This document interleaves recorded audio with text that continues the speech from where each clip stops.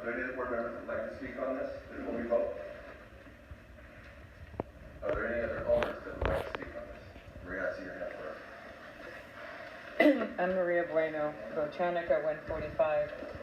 I am running for the board in Botanica, and I am one of the two candidates that also misunderstood that my sheet should be emailed in by the 25th.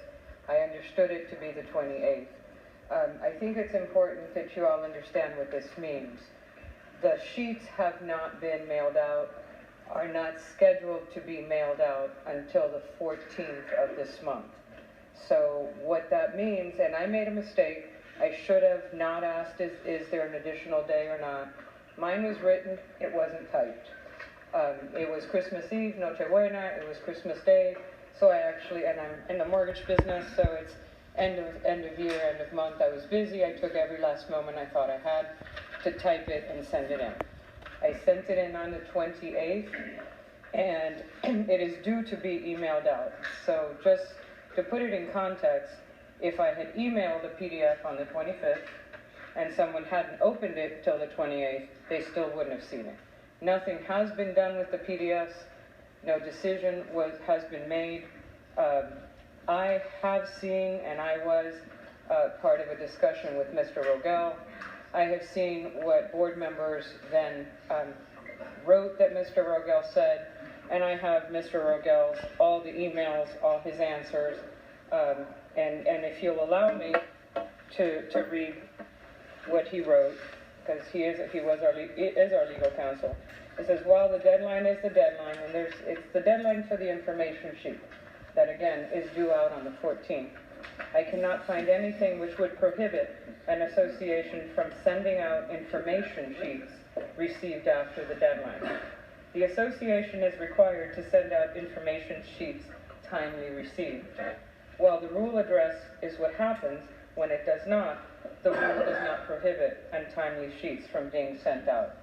So I'm asking the board and the members to consider what is the effect of including all sheets that were sent in, emailed on the 28th, have not been acted on, and to consider Botanica as the only building.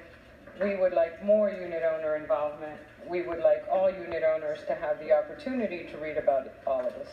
And that's all I'd like to say. Thank you. Sure. Sir, yes, sir. Go ahead.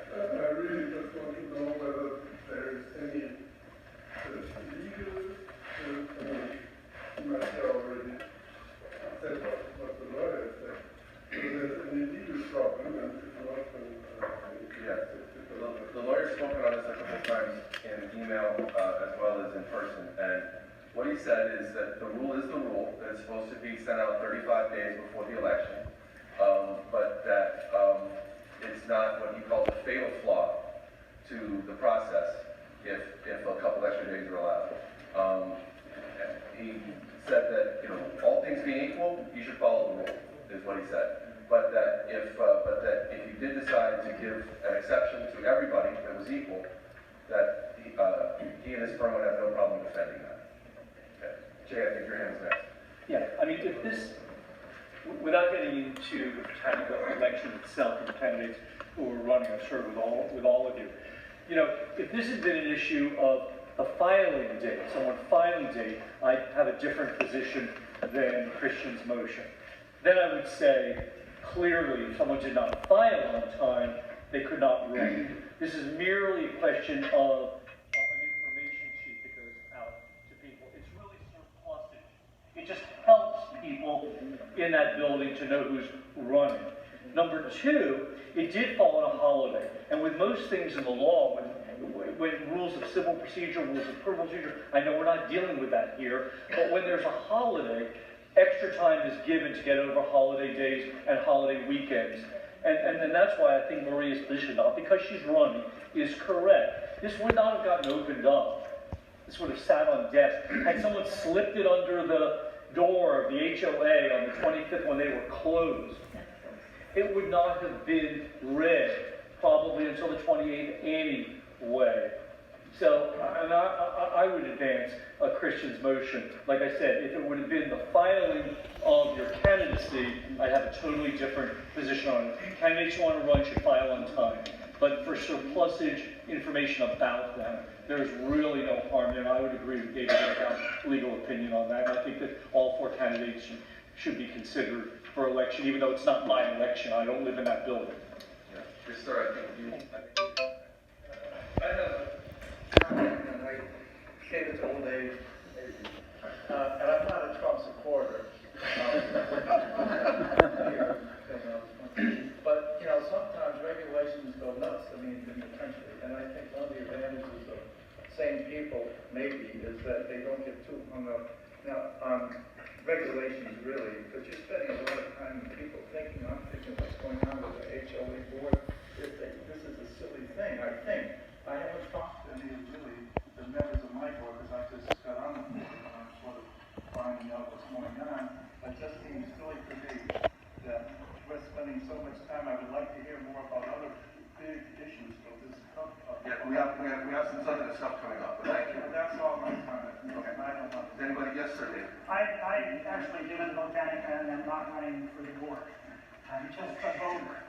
And it seems to me this gets down to a pretty simple point. We either get less information or we get more. And I don't see how less is in any way defensible. I would like as much information as I can get. Thank you. Anybody else? Yes, ma'am, I think you're next. I live in Botanica too, and I totally agree with what this gentleman just said. As owners, we want as many people presenting themselves as possible, many options, and it's up to us to choose who we would just like. So I would like for them to accept the extension. Okay, thank you. Yes, sir. Fernando Canega from Botanica. I was going to say exactly what you say, but I just want to add that it is sad that it's happening again at this time, but this is not the first time. There have been many instances before internally. We have had the same situations, and we have to explain at some point. We want now to have the opportunity to vote for the best people. Whether when they leave, It doesn't matter. Let the voters decide who's the best people. And that should be the vote for the election. Anybody? Yes, sir, Peter. Yeah, my name is Peter Verbeck. I'm a resident of Emerald Bay. And in listening to the opinions given here, I feel the same way as what the gentleman has brought up. When the IRS has the 15th of April on a Saturday or Sunday, they always extend a couple of more days and add that extra flexibility. And same thing with what this lady said as well. We need to be pliable. We need to have as many people there. And to have such a big issue with regard to this is one of the reasons that I'm here, because we're human beings. Everybody makes mistakes, and it's been on both sides. So I agree with the motion that Christian brought up. Thank you. Yes, Julie. Yes, I'm Julius Gonzalez.